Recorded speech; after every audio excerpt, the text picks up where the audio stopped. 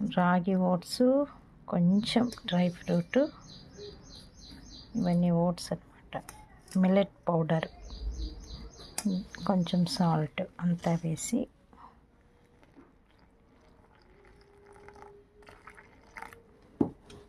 ఇలా బాగా కలుపుకుంటే గట్టి పడినాక రొట్టెలు మంచి వాసనతో, దేవుడు తండ్రి నీకు స్తోత్రం, పిండి కలుపుతుంటే మంచి వాసన వస్తుంది. అన్ని రకాల పప్పులు, ఉద్దిపప్పు, సజ్జలు, రాగులు, జొన్నలు, ఎర్ర బియ్యం,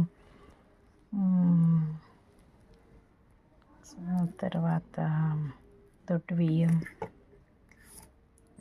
అన్ని రకాల పప్పులు వేయించి కొట్టిన పిండితో రొట్టె. దీన్ని కొంచెం సేపు అలా నానబెట్టి తర్వాత ముద్దలు పట్టి రొట్టె తట్టితే ఆరోగ్యానికి మంచిది. ఇలా వంటలు పట్టి రొట్టెలు చేయాలి.